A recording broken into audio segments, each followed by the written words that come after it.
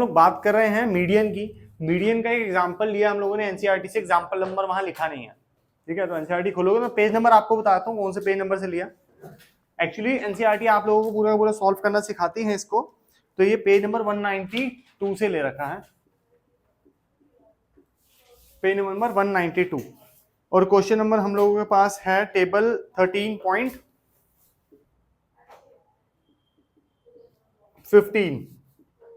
तो टेबल 13.15 देखोगे तो आपको समझ आएगा इस टेबल की मैं बात कर रहा हूँ, ठीक है।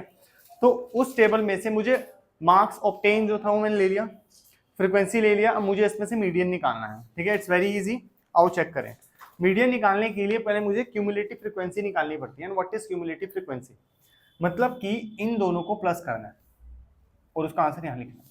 पहले को तो ऐसे ही लिखेंगे, सेकेंड वाले में लिखेंगे 5 + 3 दैट इज 8, अगले वाले में 8 + 4 12, उसके अगले वाले में 12 + 3 15, उसके अगले वाले में 15 + 3 18,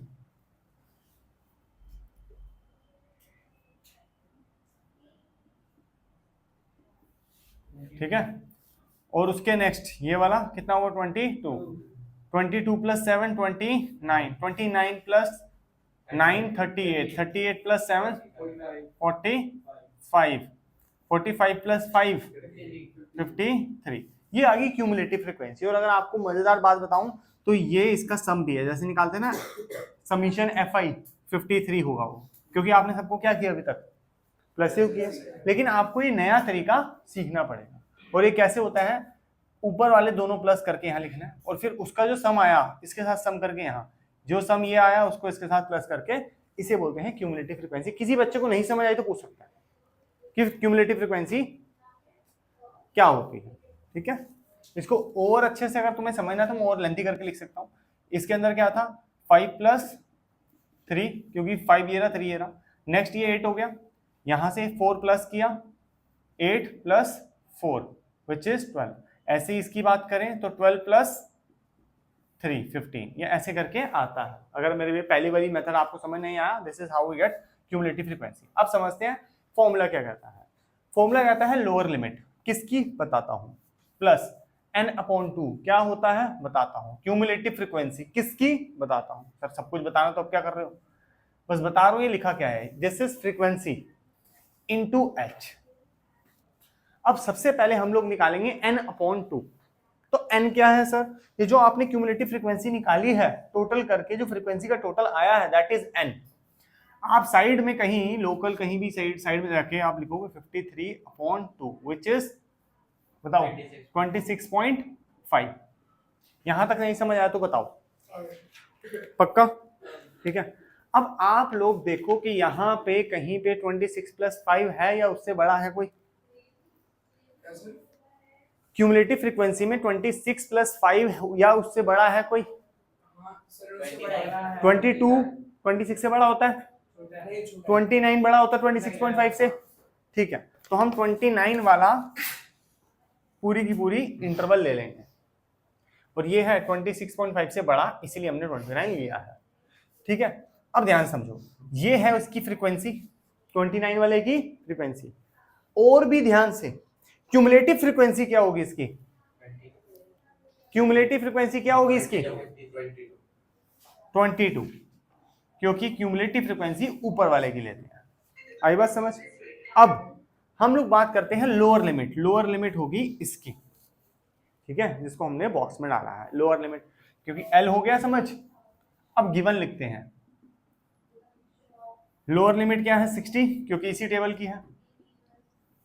n क्या है हमारे पास total which is 53। Cumulative frequency sir जो आपने फ्रीक्वेंसी मार्क करी है उसके ऊपर वाली दैट इज 22। हाइट, हाइट तो आपको पता ही है, अपर लिमिट में से लोअर लिमिट को माइनस करेंगे दैट इज 10। यहाँ पे हम लोगों ने लिख देंगे कैसे आया 70 - 60। अच्छा जी, फ्रीक्वेंसी क्या चलेगी, जो आपने फ्रीक्वेंसी यहाँ पे जिस भी बॉक्स को लिया है दैट इज फ्रीक्वेंसी कितनी है 7। अब समझ आई यहाँ तक, यहाँ तक कोई दिक्कत परेशानी? जो परेशानी होती है वो होती है क्यूमुलेटिव फ्रीक्वेंसी की, फ्रीक्वेंसी क्यूमुलेटिव वाली ऊपर वाली होती है, नीचे वाली नहीं होती। चले आगे, दिक्कत परेशानी है बेटा नोट नहीं करना अभी बिल्कुल भी नहीं, पहले समझना फिर नोट डाउन करना है इसको। अब सारी की सारी इंफॉर्मेशन इस फॉर्मूला में पुट कर देते हैं। ठीक है, चलो भी फटाफट इंफॉर्मेशन लिख ली, गिवन ऐसे लिख लिया। एल क्या है, एल है आपके पास 60 प्लस n अपॉन 2 कितना निकालता है 26.5, पूरा ऐसे कैसे लिख दे, माइनस सी एफ क्या है आपके पास 22, यही गिवन से देखो, अपॉन फ्रीक्वेंसी 7 H10। बोलो यहां तक कोई दिक्कत परेशानी? 26 माइनस 26.5 माइनस 20 कितना होता है? 4.5। हाँ जी 4.5, तो हम लोग ले लेंगे इसको 4.5। ठीक है 4.5, ये आया 60 प्लस 4.5 अपॉन 7 इंटू 10, पॉइंट हटाएंगे 10 नीचे आएगा, 10 से 10 जाएगा 45 अपॉन 7। ठीक है,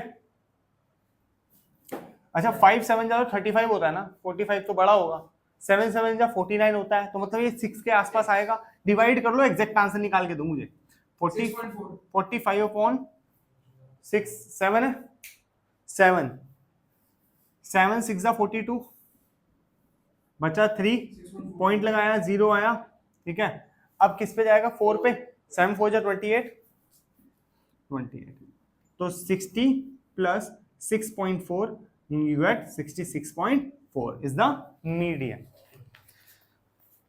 आया समझ? सर सब कुछ समझा दिया, लेकिन मीडियन होता क्या वो तो बताया नहीं। मीडियन मतलब इनके अंदर सबसे मिडल वैल्यू क्या है, दैट इज 66.4। आई बात समझ?